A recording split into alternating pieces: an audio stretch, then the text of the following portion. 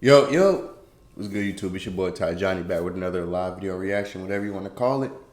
Make sure you like, comment, subscribe, hit the post notification bell to see more of me. And we all gonna eat as a family, as the great words of Ace Boogie goes. Everybody eats B, man.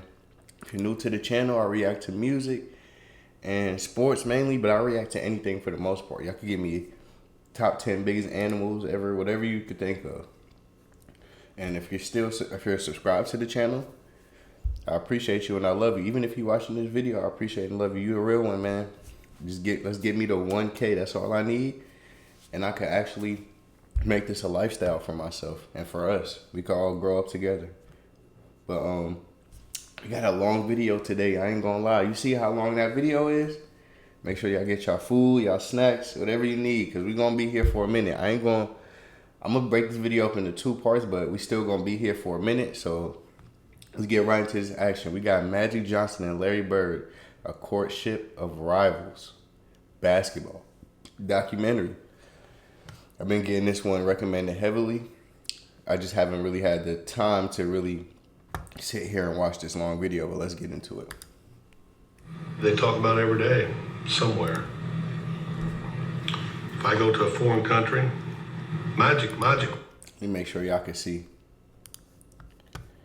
Okay. If I go to a foreign country, magic. What magic? It's the same everywhere.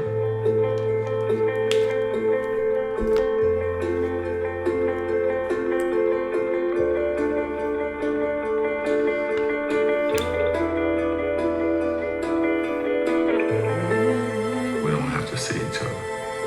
We don't have to say hello. We don't have to call each other.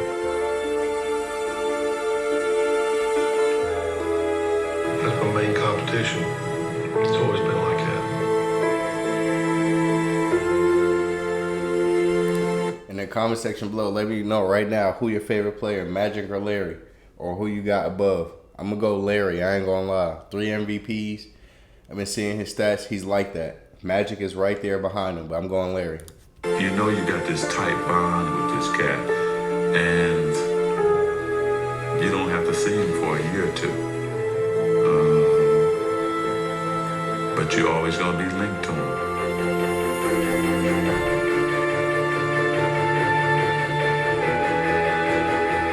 We got this connection that's never gonna be broken. Right to our graves. They'll be talking about this 100 years from now. It's a fact, Larry.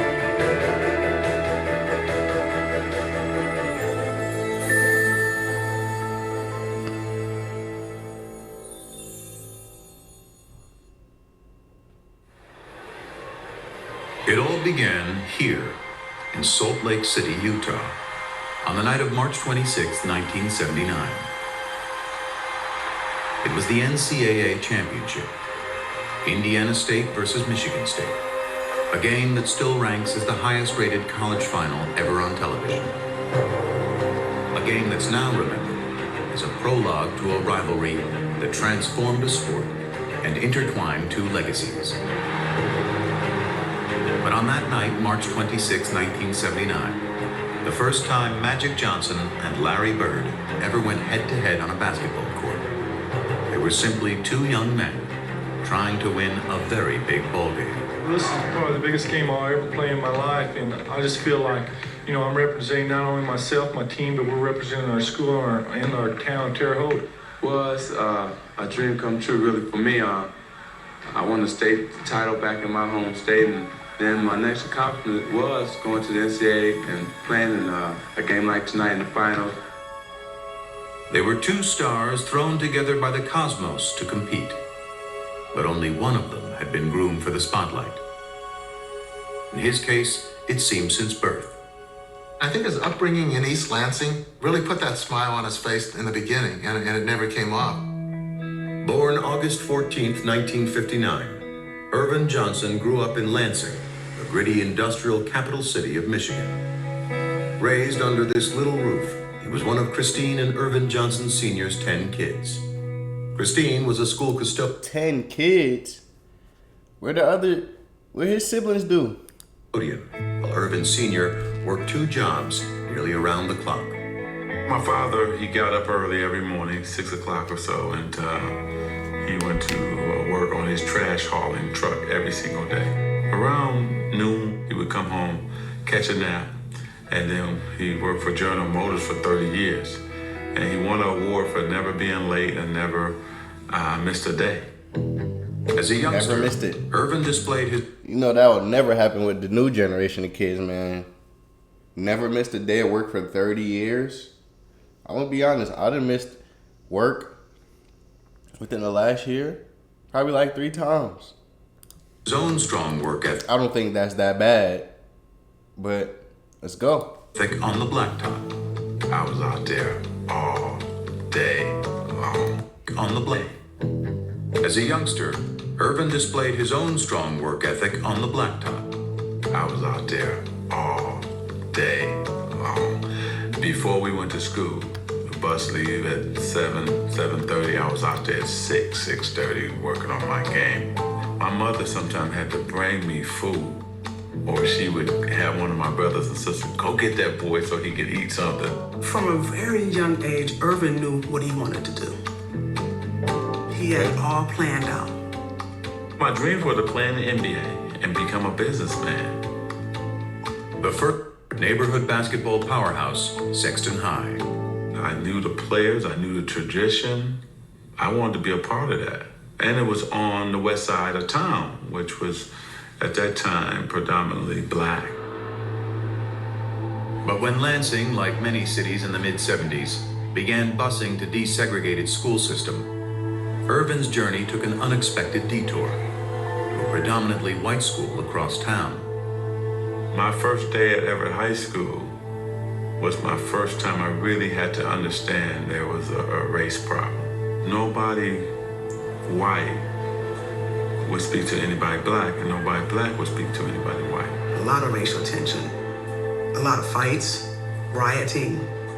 They didn't want minorities there. He kind of shrugged it off, and basically his attitude was, okay, well, I'll overcome this. Whenever there was any racial problems, He low-key looking like Michael Jackson right there. the principal would get Urban and go talk to these kids. I can just see him with his big hands. Calm down, just calm down. He'd break up fights. Talk with his friends, tell him, let it go. We can't fight about everything. Let's just chill. Let's play basketball. And there was no dispute over Irvin Johnson's ability to play ball. His talent was so great that soon after his varsity debut, a local reporter, dazzled by his exploits, gave the budding star a nickname. In the beginning, I thought it I was literally going to ask, where did he get magic from? That's crazy. So he got it in high school. was foolish and dumb. I didn't know nothing about a nickname.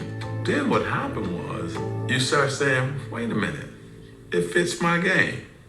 Hanging out with my boys on the street corners, we used to sing Temptation songs.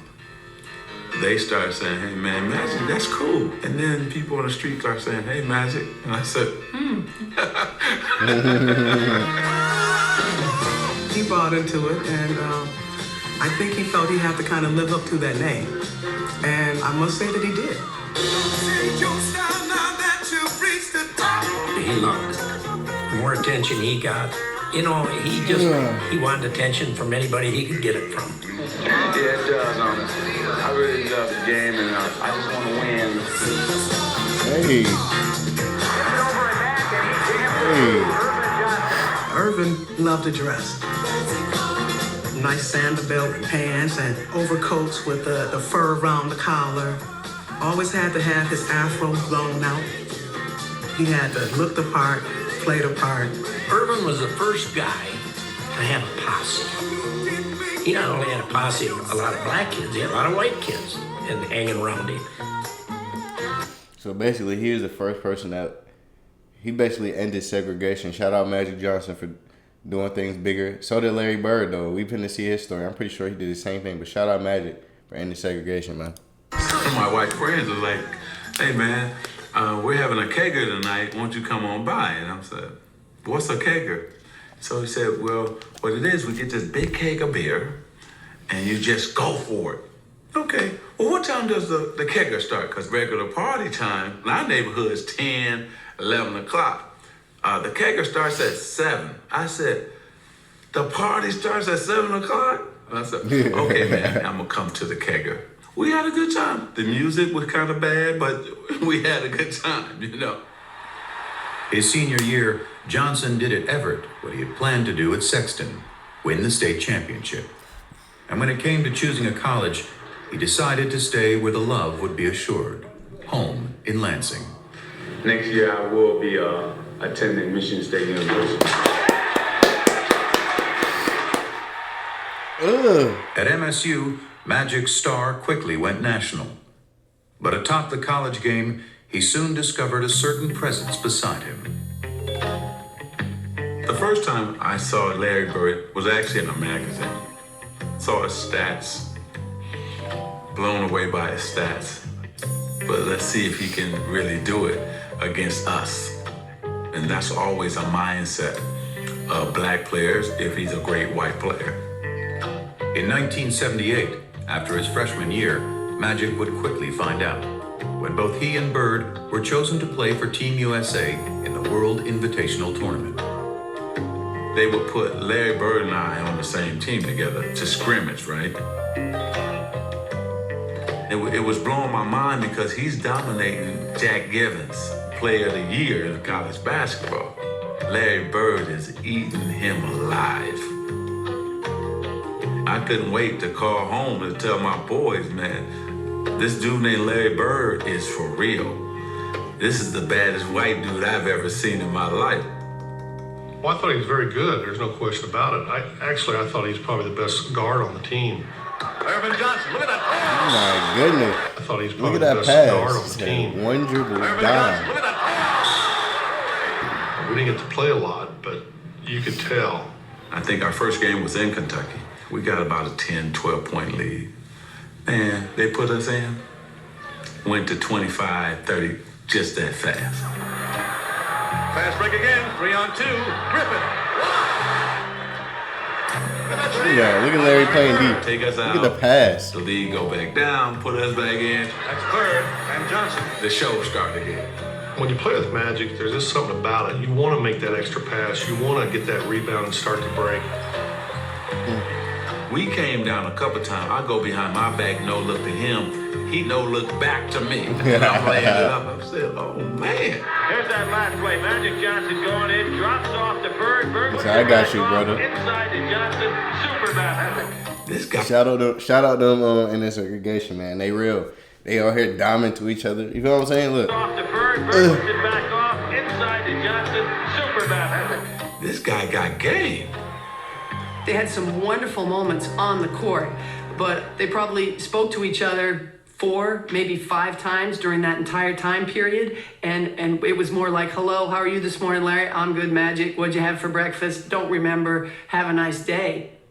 But such curtness was hardly strange coming from Larry Bird, who was not only one of college basketball's best players, but also its biggest enigma.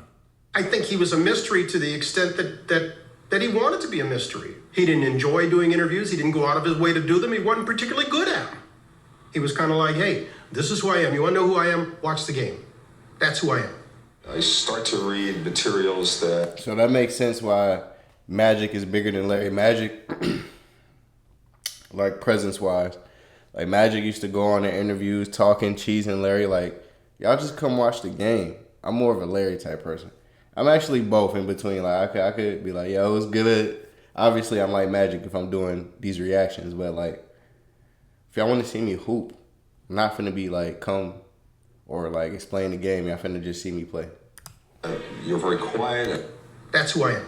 I start to read materials that you're very quiet and you don't enjoy talking to newspaper people. Well, you know, there's different kind of newspaper people. There's people that try to push you. You know, there's people who try to get things out of you. Things don't even pertain to basketball, and them the type of people I like to stay away from. He didn't want people talking about his family. He didn't want his mother to have to deal with that or his siblings to have to deal with that. You got to remember where Larry came from. You know, Larry was raised in a 2 or 3 room house on a railroad track. Their family probably lived on $50 a week. He was raised tough.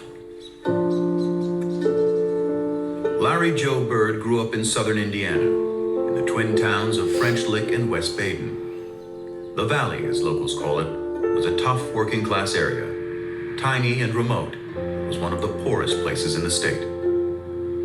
I didn't know that people made millions of dollars. I didn't know that everybody had a family car.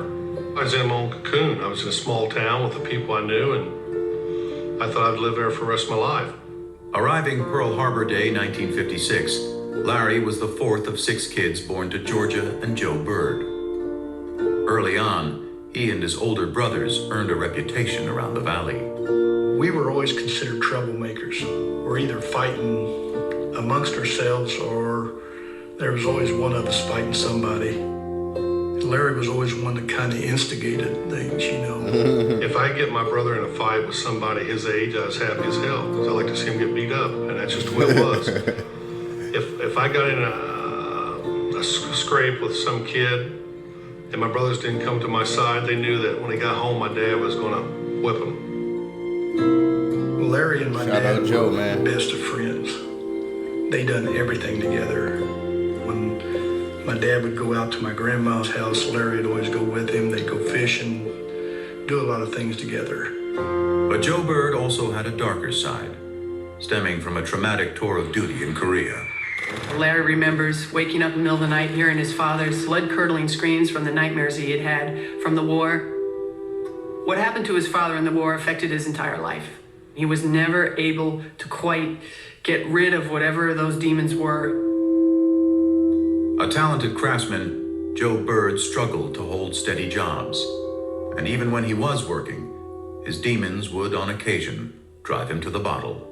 There were times when Joe went out with the guys and had a few beers and the wages didn't come home that night. And that didn't happen every day.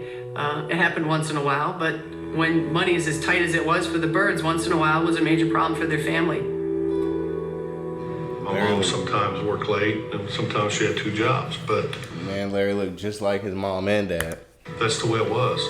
I worked at school during my lunch hours, worked at the local grocery store, put up hay in the summer. I mean, if you wanted money, you had to get it on your own. To young Larry, actions spoke louder than words. He was very quiet, kind of hung to himself a little bit. I saw Larry take an F in an English class because he had to get up in front of his peers and give a speech. So I won't do it. But he just could not get in front of his friends and talk. He was that shy. Of course, next thing you know, when he knew it was time for all of us together at the gymnasium, well, there he'd be. The minute he'd get a basketball in his hand, things were totally different. Basketball was just, it came to me, seemed like easy. I didn't have the quickness, I didn't have jumping ability. I just thought the game out. By his senior year at Springs Valley High, Larry Bird had sprouted into a star. But Bird was from the Valley, hardly a hotbed of talent in the big-time world of Indiana hoops. The first thing they say, well, they don't play nobody down there. He's from French Lick. They don't play nobody. I think that put a chip on his shoulder, always having to prove who he was and how good he was. He was good enough for Indiana University's Bobby Knight to come calling late his senior year. And folks in the Valley couldn't have been prouder. Their local hero was heading 60 miles north to play ball for one of the best college teams in the land. Once I got to IU, it didn't take long to realize that I was out of my cocoon. Had over 30-some thousand students. That I didn't have the funds. First week and a half, I thought, man, this ain't gonna work.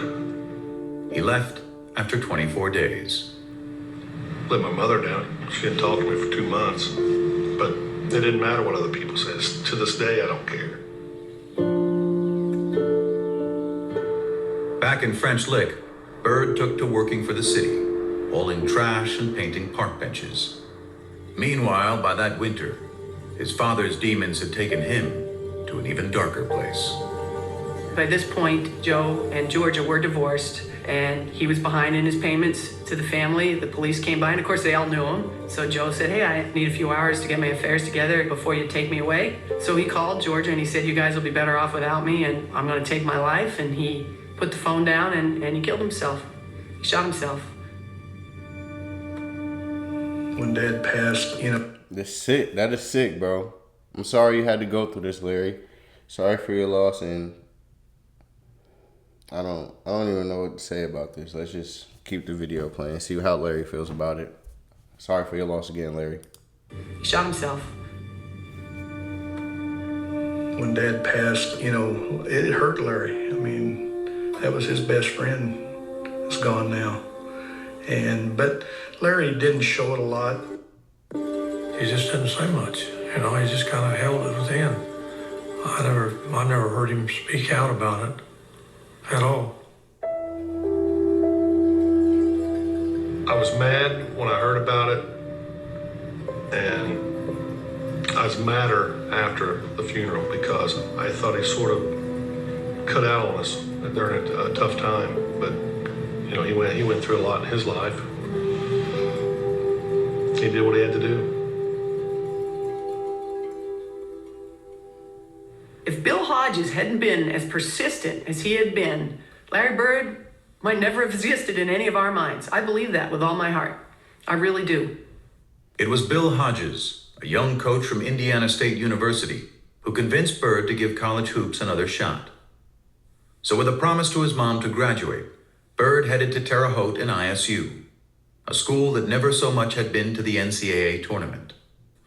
Once I started playing, it's the same old thing. You know, he's at a small school and he ain't playing against anybody, which is fine. Still dominated. Wherever Hoosiers gather, they no longer talk of weather. Indiana has a new state bird. Now his claim to fame is just the way he plays the game. Indiana has a new state bird. It's not the Cardinal now. Hey Larry, take a bow. Indiana has a new state bird. By the time he had led tiny ISU as a senior to a 33-0 record and a spot in the '79 title game, Larry Bird had become, alongside Magic Johnson, the talk of college basketball. Just a year after sharing the court on Team USA, they were back together. And the day before the big game, Magic couldn't wait to greet his old playmate. Indiana State was on practicing, and we were waiting in the tunnel. We got there early. I wanted to definitely say hello to Larry, you know. When they came through, it was like nobody would say nothing. I wanted to go toward him, like his guys, like made sure that he didn't say nothing. And then they kind of started snickering, like, Michigan State, you in trouble. We're going to kill you guys tomorrow. I probably did snub him. I don't remember it, but I'm sure I did. I didn't want any, you know, like I call it love fest, hugging and slapping high fives with the opponent. You're there for a reason. You're there to win a game. That just said it's on now. I feel you, Magic. And Larry, I feel both of y'all. I mean, let's face it, if Larry Bird were black and came from Chicago, it wouldn't have been as big a deal. They were polar opposites. One black, one white, one outgoing, one shy. That was the charm of the attraction. The Bird against Magic. All of the superlatives have been used, and believe me, all of them have been warranted. Heading into the tournament, Magic was the bigger star. If you haven't seen this yet, who you think gonna win? Who you going with, Larry or Magic? I'm gonna go with Magic. I think Magic gonna win this. I ain't gonna lie. Final, the NCAA Championship. I'm gonna go Magic this time. Let's go. By tip-off, it was Bird, having hardly missed a shot in the semifinal, would become the focus of fans, and more importantly, of Michigan State.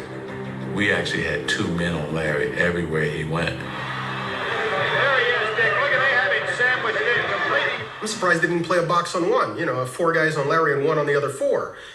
Because they didn't have a lot of talent. You know, if you stop Larry, you pretty much stop them. Look at the pressure around him. 2-3 men, and he's short. I didn't play well at all. Biggest game of my life, I didn't play well. Way short. I think our length and our size, our jumping ability was able to bother him. Bird hanging. Can't score. I didn't shoot well. Missed, I think, 3 free throws. Larry Bird has had a cold shooting night. I battled him, but I didn't have it. Record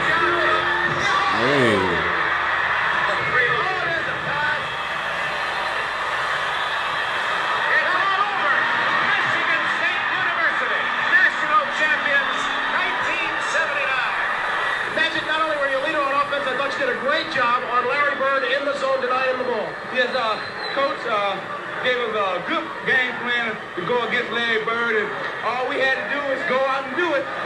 That's what we done. And congratulations, Super Bowl game.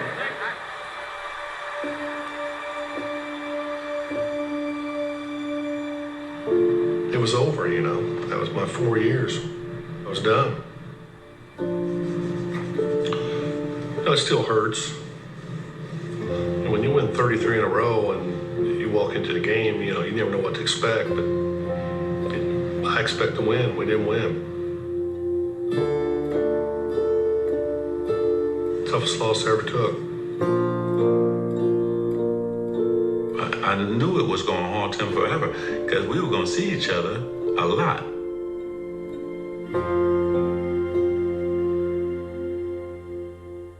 The National Basketball Association, in its 33rd season, is troubled by diminishing crowds and declining television ratings, signs that fan interest may be waning. If college basketball was flourishing at the end of the 1970s, the pro game was crumbling. After the golden era of Bill Russell and Jerry West in the 1960s, a merger with the ABA in 1976 had led not only to new teams, but a new temperament. It was a new league with new times, with renegades. Oh, yeah. New temperament. Naked and Jiggy. It was a new league with new times, with renegades. Oh my with individuals. There was an argument made, plausibly, I think, that it was too black a league for the United States of America in the late 1970s. You think about the Knickerbockers at the time. The running joke was it was the Knickerbockers. You know, that's what it was. It was the N-word. It's turning off a lot of white customers that are coming to the game, you know. Why? I think there's a conflict between the white and the black, and I don't enjoy going to the basketball and seeing all black players. I mean, I think when they said too black, they meant not just in terms of color, but in terms of style. Let me get mine, and the hell with yours. Basketball for us was about the best moves. You wanted to be that big player that everybody talked about. You wanted to be the one. You didn't think about winning championships or team play. And those were just the issues on the court. The NBA had this image of an all-black league with a bunch of guys who did drugs. The teams were losing money, and they had no sponsors. And that's pretty much a death knell right there. It's a known fact that you need your white superstars. You just need more white ball players on the team for the white fans to identify with. And in the newest member of the Boston Celtics, that's exactly what the league appeared to be getting. There's hope he can help solve professional basketball's difficulties, which some say are compounded by a question of black and white. The Great White Hope. What does that mean? Well, you know, it's very hard to say because there's a lot of great white players around it, and I just hope that I can just fit in as well as some of them that has fit in. He ran away from that designation. He made it very clear, almost from day one, that he was not the Great White Hope. You know, the great players are the black players, and they're the best. Such deference meant little to black Celtics like Curtis Rowe, Sidney Wicks, and Cedric Maxwell, who looked at Bird and saw not the Great White Hope, but another case of Great White hype. He didn't impress me no more than any white guy I've ever seen play before. I think that you would say that most black players at the time were racist, in the sense that we did not think that you could find a white guy who could play better than any black guy. When I walk in the first day of camp, them guys were on the floor stretching, and here comes the white savior, here comes this, here comes that. I sort of enjoyed it because I knew I was going to battle them all day. But Curtis and Sidney didn't last long. They didn't make it through the first practice. And they were cut. So that was just Cedric. I'm thinking, oh, he's slow, he can't get off a shot. He's not that strong. This is going to be a layup. Bam, knocks down a jump shot. Okay, maybe that was luck. Gets the ball again. Bam, knocks down another jump shot. Now I'm thinking like, okay, hey, you know what? I'm gonna D this guy up. I'm gonna show him his life. 20 feet away, bam. 25 feet away, bam. My mind just goes something. Damn, this white guy can play. It was a good thing, too. The storied Celtics might have been the winningest team in NBA history, but they were fresh off their worst season in 30 years. And in Bird, they had a player who was not only supremely talented, but tough enough to take on any challenge. I always played like everybody in the world was against me. Bro, he tried to slap me. I always played like everybody in the world was against me. He tried to take him out. I used to think up things to get me rattled before a game. He knew how to fight. I know that. They thought Larry came from, like, they thought Larry was a little man. They trying him up like he a little boy. Off the floor. He out there. One night, somebody was giving one of his buddies a hard time, and Larry went over and, said, hey, this is my friend, and this guy was a pretty good sized guy. By golly, they go out back, and the guy turns and says something to Larry, and Larry hit this guy, and I caught him. Hit him so hard, I go, whoa. He was from the old school, and that's how he played. Larry Bird plays it to the hill, baby. Larry had 4 brothers. You think he gonna be scared of anybody? Play the game. And he come from a small town. He don't care about nothing. And what makes it worse, he definitely fighting even harder because he lost his pops. So he not playing with none of y'all. Hard. Played rough. There was no frills about him. He came in, he threw elbows. There was nothing smooth about Larry. New Englanders like that. They're hardworking people. They like that's how people view them, and that's what Larry was. Larry Bird. Rebound late. They also like winners. And when Bird led the Celtics to the NBA Championship in just his second season, he was finally one of those too. Okay, in his second season? Boston loved Larry Bird. It just wasn't so clear at first how much Bird loved the city back. There's only one place I'd rather be, French Lick. Thank you. Man, Larry was almost agoraphobic in his treatment of anything outside his hometown. He wanted to be the Wizard of Oz. He wanted to intimidate people and keep them at bay. The further we are away from each other, the more I like it. I had a nice little house. I had my little yard. I want to go from there to practice back. If we had a game coming up, I want to go there to the game and back home. It was all basketball. My whole life was basketball. If he was just sitting there with just me, just you looking around, mumbling, trying to find things that we had in common that we could talk about. Now we started talking about basketball, started talking about players. It was, it was great. U.S. history? No. We forced passes, we made errors down the stretch. Daily events? No. I made the shot, and from then on, we was up by 2, and they had to get back in the game, which they did. Politics? No. Try to not do anything I can't do, or do no more than what I can do. I just go out and try and do my basic game. He proudly dubbed himself the Hick from French Lick. Hey, they got that man Larry looking crazy right now. I ain't gonna lie. But those who played him for simple, they got Larry looking a little, you know what I'm saying? And he looked every bit the part. I ain't gonna say nothing, but they got him looking crazy. Simple, did so at their own peril. One of the great ways, I think, of winding up with no money in your pocket is to think Larry Bird is dumb. Syntax is not intelligence. Unlettered is not stupid. He's got a great sense of humor. He just didn't show that to people. That didn't mean he didn't have it. He did, however, allow the public one small indulgence. You could come out on Saturday and watch him mow his lawn. Huge crowd started to stop. Larry Bird's cutting grass in front of his house. He's mowing his lawn in the springtime. Larry is about doing things himself.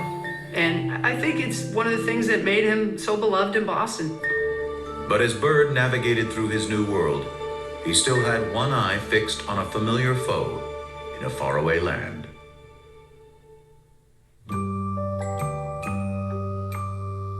What tripped me out was I'm riding in a limo, and I'm seeing orange trees and lemon trees in people's front yards. I said, stop, I gotta go pick an orange.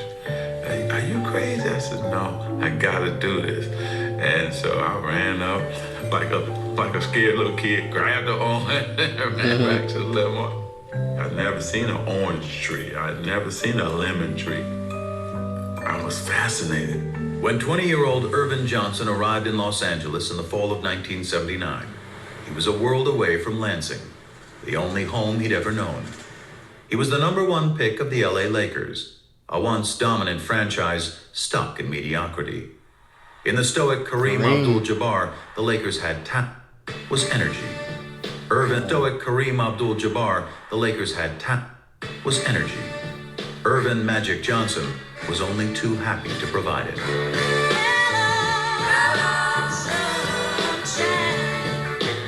Lit the place up. Changed the franchise, changed the temperament. I changed it from the very first game. I changed it. This is what I'll be talking about. Where and this guy hook from the free throw line. Look. From the very first game. Bucket. Here it was, the first game of a long season against the lowly Clippers. And Magic was embracing Kareem as if they'd just won their 10th straight championship. It was like, man, this is a different kind of dude. From the day he arrived, he became the prince of the city. He reminded me of a guy who wakes up without an alarm clock. And that's what I used to always say. I want to be happy enough to wake up without an alarm clock because I want to go into my world. My boy Magic. He had it, what it is. As far as I was concerned, the it was not his ability or his size. The it was his attitude, was his leadership. I know this is going to sound crazy. I did not know Pat Riley coached him. That's crazy. It was his mind. I mean, I don't have to talk about Game 6 in Philadelphia. Magic Johnson will show. In his rookie season, Magic had helped lead the Lakers to the NBA Finals against the Philadelphia 76ers. In Game 6, with an injured Abdul-Jabbar back home in LA, Magic played all 5 positions, scored 42 points, grabbed 15 rebounds, and dished out 7 assists, leading the Lakers to the championship. In just 4 years, he had won titles in high school, college, and the pros. Magic, what do you have that makes you perform like this in these championship games? Well, I don't know. Just I love to win. Across the masthead of the Los Angeles Times, the next day it said, "It's Magic." He was a star when he first arrived here, coming off the NCAA game. And quickly, during that first season, he became one of the stars in town. But that game put him on another level. That made him the star in town. It's funny how I wanted to meet the celebrities, but they wanted to meet me. I was like shocked. This is Michael Jackson. Like, wow, you know who I am? He was young, famous, and after Lakers owner Jerry Buss signed him to a 25-year, $25 million contract, very rich. The kid from Lansing was ready to sample a different kind of fruit. His playboy boss knew all the ripest trees. I said, oh, I'm hanging with him. When they were coming into the box and he had 10, 20 of them and look, Irvin, which one you want? And I was like, oh, okay, it's like that? And then he said, I'm gonna take you to the Playboy Mansion. What? The mansion? No, you kidding? I said, yep. So I went there, and my first time, I'm bagging up like, I can't believe I'm in, but I'm bagging up away. You know, it's like, I'm scared to death. Probably 10 guys to 100 women, you know. Everybody think it's sex-driven, but it's really not. You have dinner, then you watch the latest movie. And then, of course, I don't want to ever say that sex wasn't involved, because if you meet somebody and that's what you wanted to do, you did that. But it's really a great experience to go up there. So yeah, I had fun there. He came to LA like the Pied Piper. You know, people were giving him this and giving him that, but he stayed pretty grounded to the game. Everybody was getting high then, but you can't even smoke a joint around Magic. He had real old school, down in the trenches work ethic. And that was honed in him by his dad, Irvin Johnson Sr. Magic was always this guy. You know, He never did none of that, so I did everything for him. Magic Johnson was living. Wait, hold on. I just got caught on the way he said. He was starring in the role of a lifetime. He funny. Point guard of a Hollywood team with an offense called Showtime. He even had the alter ego perfect for the production. I mean, Magic was his stage name. Even he would laugh about him. Well, he always says there's two people. There's Irvin Johnson from East Lansing, and there's Magic Johnson from Hollywood. Irvin Johnson is another guy. You know, here's Magic over here and here's Irvin over here. Irvin is this fun-loving guy. This man's talking about some Geronimo. He's 6'10". Was so serious and dedicated to his game, and he was a crazy competitor and a crazy man. Irvin, I think, is the smiling kid from Lansing. I think Irvin died about 25 minutes after the NCAA Championship game. Irvin doesn't have the ego that Magic has. Magic got a crazy ego, and winning is everything. And Irvin wanted to, along with Magic, conquer LA. After having led the Lakers to 2 NBA titles in their first 4 years in town, Magic and Irvin were well on their way. I think Magic wanted to be friends with Larry Bird. He wanted to be friends with him on the World Invitational Tournament, and Larry just wasn't very receptive. I think he wanted to be friends with him during the Final Four. Larry wouldn't even go over and shake his hand. So now Magic's saying, well, what's with this guy? Everybody loves me. How come you don't love me? And then they get to their rookie year, the first time they play each other, well, they have a very hard foul. And they have to be separated a little bit. And Magic's like, all right, well, the hell with this guy. You don't like me? Fine. All right, good. I don't like you either. You know, he's a very competitive player, and I'm a very competitive player. And we go head to head, and we go for blood almost. The vibe was nasty. It was ugly. It was we didn't like each other. I'm the one that did all that. To tell you the truth, it was. I just want to be hanging around him. He said that was my main competition. He said it's just something about that guy. I just don't mess with him. That's how you feel, Larry. I feel you, Larry. I'm not even mad at it. I just want to be hanging around him. I mean, that was my main competition. And he couldn't escape the memory of losing to him in 1979. Oh, it ate at him bad that he didn't win that national title against Magic. That was something, it just burned him. It was one thing for them to be in the 79 championship. Magic had the better team. Everybody agreed with that. Magic had the better game. Fine. Now you get to the pros. Larry has this incredible year. Oh, my God. Now you get Cross to the pros. one Larry leg has this three. incredible year. Come on, look. But there he is, watching in a club while Magic Johnson wins a championship, and he's thinking, all right, I'm behind 2-0 now. Yeah, I watched that game, and I couldn't believe it. I always wanted to play at that level. But what Bird couldn't possibly have known was that he had inspired Magic's performance when he was named Rookie of the Year earlier that same day. The PR person from the Lakers says, hey, Irvin, the Rookie of the Year voting has come out. And Magic says, okay, well, who won? He said, well, Larry Bird won. And Magic says, well, was it close? And he said, oh, no. He went out that day, yes, to try to win the NBA championship, but also to prove it to one Larry Bird. You know what? I should have been Rookie of the Year. Even though I won the championship, I still wanted to win Rookie of the Year too. He won that championship. I was pissed. I would have won. But even after he had won one the next year, his obsession only grew deeper. I'd get up in the mornings and see what he did because their games came on late. Then you look at the box score. I had to have him there for some reason. It's like a crutch. Somebody I can compare myself to.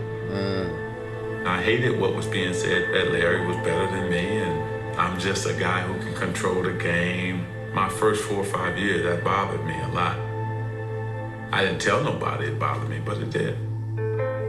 Their competitive dislike emerged from a greater truth, that on the court, they were doppelgangers. Team-oriented stars who cared about winning above all else. Basketball savants who fused the substance of the 60s with the style of the 70s. To create a new and exciting Byron Scott was getting up like that, look. The style of the 70s. To create a new and exciting yet selfless way to play the game in the 1980s. Yeah, I'm gonna pass. but I'm going to pass in a way to make you look like a jackass. They were so similar in the way they competed. I mean, they were two halves of the same brain. Same craziness to excel. I seen that first couple of days I was with him. Basketball IQ off the chart. Seen the game a little different, most players. Playing the game the right way was everything. A lot of guys can just score, a lot of guys can just rebound, a lot of guys can just make plays. We can do it all. Larry and Magic could control the game with 12 shots. It was amazing. They'd be 7 for 12. They'd have 20 points, 15 rebounds, and 12 assists. And you go, man, the guy shot the ball 12 times, was the best player on the court by far. I think it was tough at first. I don't think either one of them wanted to recognize that they had any equal anywhere. That's low-key crazy. 12 shots. Out of 12 shots, you player of the night. That's crazy to say. It kind of reminds me of like from this generation, like Kevin Durant won't take a lot of shots, even though, you know, me and Durant, we go way back to the OKC days. But when he did what he did in Golden State, I ain't even gonna say too much, but I'm pretty sure the old heads feel how I feel about it. But it still reminds me of Kevin Durant though, like the efficiency of scoring. Like Kevin Durant will have 12 shots but 40 points. Like, yeah. In what they did. But they sure as hell didn't want to recognize that their equal happened to be that other guy. That's why we hated each other too, because we knew we were mirrors of each other. I think for a while the two of them had to come to grips with that. They had begun changing the game, but with continued low television ratings and tape-delayed finals, the league was struggling to get the word out. When the NBA and CBS signed a new TV deal before the 82-83 season, the rescue plan was simple. Sell more Bird and Magic, and sell them not just as ball players, but as arch-rival characters in their own dramatic saga. You got this slick Showtime African-American guy out west, and you got the lunch bucket, floppy-haired white guy with the bruises all over his body. It's central casting. It's perfect. I mean, this was like made in heaven. In 1979, this idea of Magic and Bird was created, and so that was sort of a no-brainer. We'd have a doubleheader. It would be the Celtics playing first and the Lakers playing second, and that's the way we did it. And when the Celtics and Lakers both reached the finals just a year into the new TV deal in 1984, it appeared the superstar investment was about to pay off. It was huge. It was probably the biggest moment the NBA had up to that point. You had Boston and LA, East against West. It had all the elements of a classic showdown.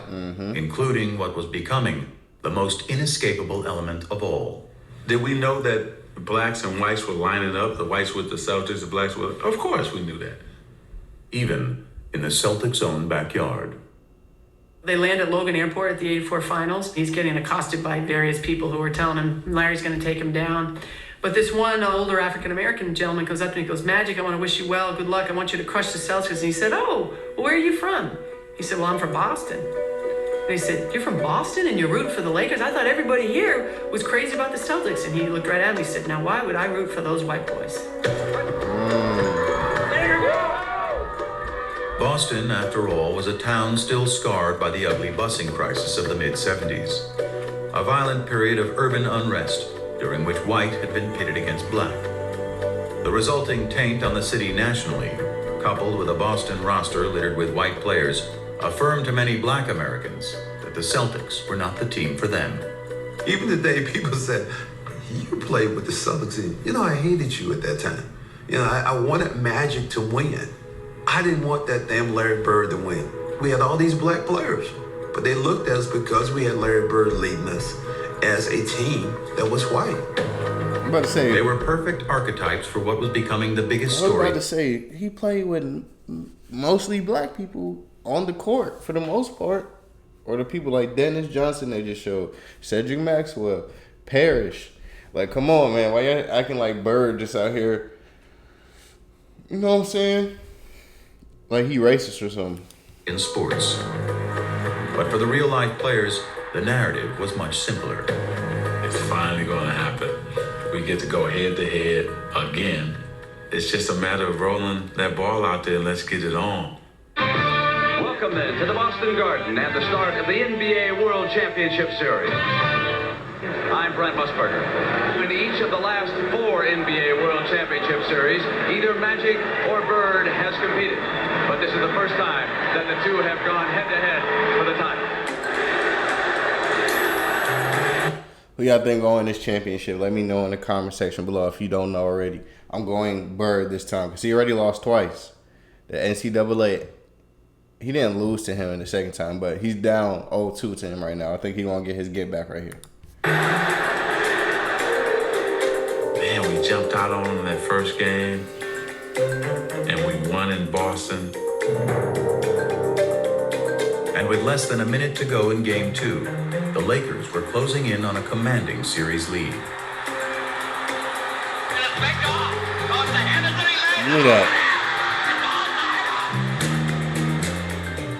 From that point on, things began to crumble. Down to 9 seconds. Magic holds the ball. Magic trying to work on Maxwell. Magic has still got it down to 2 seconds. 1 second. He's going to have to shoot it. He doesn't shoot it. Why he didn't give the ball to Kareem? He just standing. Cheesy Johnson drilling the timeout. I'm saying. What are you doing? Literally. The Lakers regained their stride in Game 3, only to be rudely knocked off it again in Game 4. Oh, yeah, hook. They used to run that fade back in the day. When Kurt Bramage got taken out, we started fighting instead of playing. Kareem swings the elbow, and now is yelling at Larry Bird. Jaw to jaw.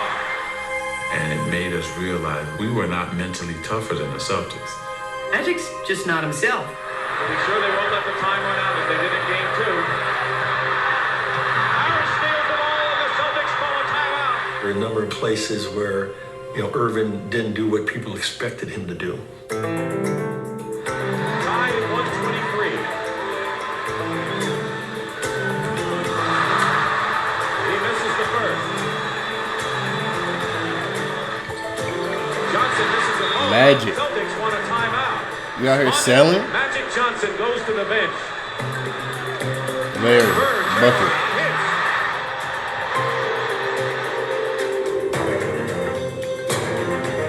Game 5 went to the Celtics.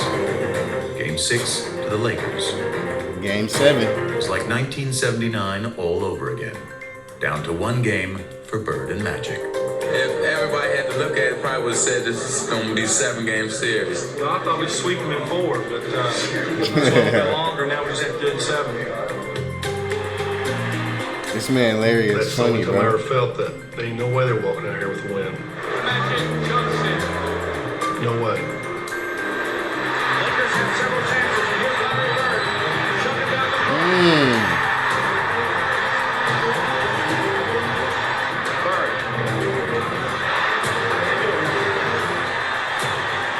Johnson with the ball. The Lakers trying to cut it to 1. And he loses it.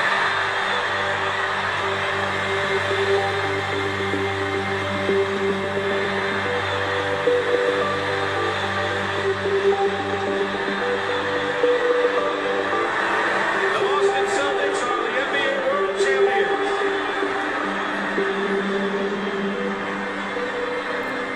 Now he know how I feel to lose.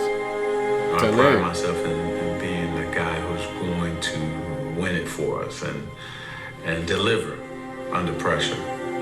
And it didn't happen. I hope he was hurt. Hope it killed him.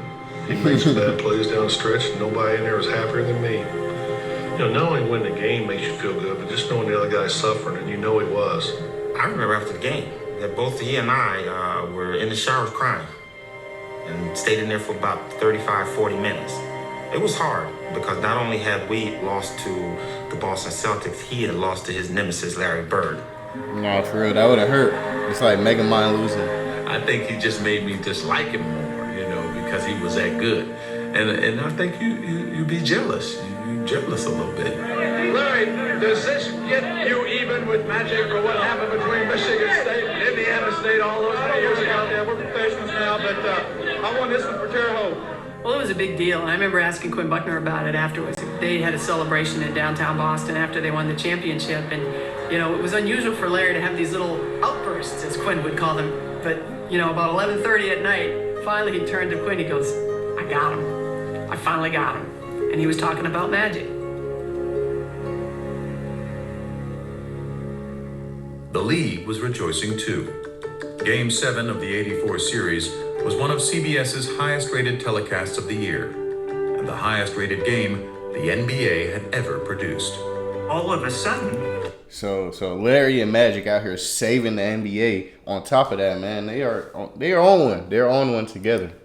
Whether it was at CBS or Madison Avenue, the sports writers around the country became phenomenal. What is happening here? The absolute foundation of this resurgence was the Celtics and the Lakers, Larry Bird and Magic Johnson. But Magic was in no mood to bask in the accomplishment. I took a media beating. Tragic Magic. This is why we say Larry Bird is better. It's probably the first time ever in my life I was depressed. And I didn't want people to see me. It was something I never dealt with in my life. That particular series, that championship series, redefined his whole career because he never stopped working after that. Magic was on a mission to prove to himself and the world that with the ball in his hands, he was still the one in control. All right, guys. I ain't gonna lie. I'm gonna have to stop the video right here. But wow, this so far, the story is amazing. I ain't gonna lie. This is a great story. I feel like I've seen parts of this documentary already before, but yeah, man, this is my longest video ever. Also, by the way, it's probably gonna be like 57 minutes, and then I'll finish it within the next couple of days for sure, guys. I'll get that video out, the rest of this or part 2 out to y'all as soon as possible. But I just want to say, Larry and Magic, man, they really like that. They both just making each other better out here. Y'all let me know how y'all feel about their rivalry, and if you were there during the times, how it was back in those days. And if you're new or younger, do you think Larry Bird and Magic could survive in today's game? Which I know they both would be able to. But this is the end of this first part of the video. We're gonna definitely get y'all part 2 as soon as possible. Make sure you like, comment, subscribe, hit the post notification bell to see more of me. We all gonna eat as a family. And I love y'all, man. I'm gonna see y'all when I see y'all. Peace. It's something I always say in between that, but I messed it up this time. But it's all good, chat. But like I said again, I love y'all. See y'all when I see y'all in the next one. Bye.